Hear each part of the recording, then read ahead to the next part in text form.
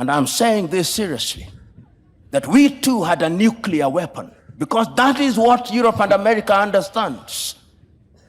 Thank you. Thank those who have spoken before me and remind us that interference in Africa started with slavery. When slavery had lost its value, it graduated into colonization. And that is the context in which Berlin must be seen, when the European powers sat in Berlin and divided the continent of Africa into spheres of influence. When colonization had lost its luster through a combination of certain realities and agitation from the continent, we regained our independence. But as John Henry Clark, that great African-American, said, we regained independence by mimicking European governance systems. And he rightly says, no African country will ever succeed on the basis of those systems. After that, the neo-colonial project was instituted. And all of us will remember Kwame Nkrumah's book, Neo-Colonialism, the Last Stage of Imperialism. And he there says, the most dangerous.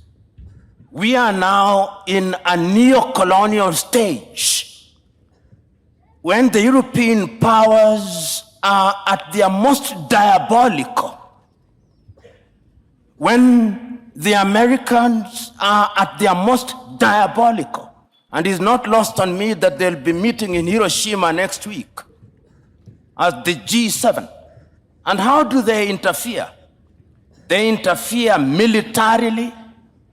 They ensure that you in the military are trained in Sandhurst, are trained in West Point, so they affect your mind. They interfere diplomatically, sometimes through gunboat diplomacy. And that is why you see sometimes your typical European ambassador treats our heads of states in a condescending manner. They interfere through institutions such as the IMF and the World Bank. They interfere by ensuring that our economic infrastructure is beholden to theirs through dollarization. They interfere through education. They interfere by influencing our processes, by lending us advisors who tell us what to do.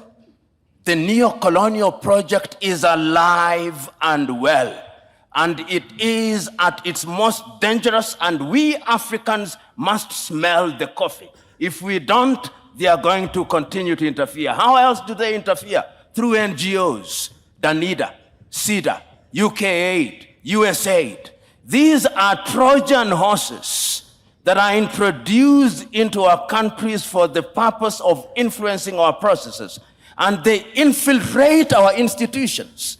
Right now, if you look at the African Development Bank, look at the shareholding. It's Americans, it's Germans, it's Japanese, it's the French.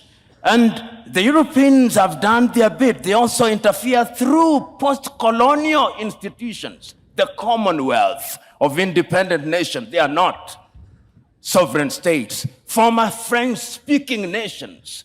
These are the instruments that they interfere through. And how do we then deal with this situation? We Africans must now begin to recognize, and this was recognized as early as 1963, and the chair of the commission is here. They'll be celebrating 60 years in Addis Ababa, Ethiopia. And 60 years ago, on the 24th day of May, Kwame Nkrumah warned us. He said, if we are not united, they are going to interfere with us militarily. They are going to interfere with our economy. They are going to interfere with our agriculture. They are going to interfere with our health.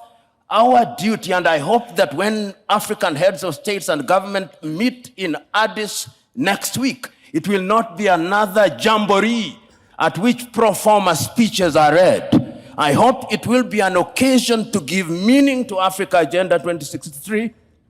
I hope it will be an occasion to give meaning to Africa Continental Free Trade Area. I hope it will be an occasion to revitalize the Malabo Declaration, the Maputo Declaration, the Yamoussoukro Declaration. In other words, we Africans, as I conclude, we Africans must stop operating in silos. Rwanda alone will not confront them. Burundi alone will not confront them. But if we go through the regional bodies and ultimately the African Union, we may indeed succeed in putting away this bulwark. And remember, it is no longer just Europe. There is a new scramble for Africa. The Chinese are here. The Turks are here. The Qataris are here. All of them are coming back. And the military bases that you see here is telling you that if you don't behave, we are going to use force. Sometimes I wish, and I'm saying this seriously, that we too had a nuclear weapon, because that is what Europe and America understands. Thank you.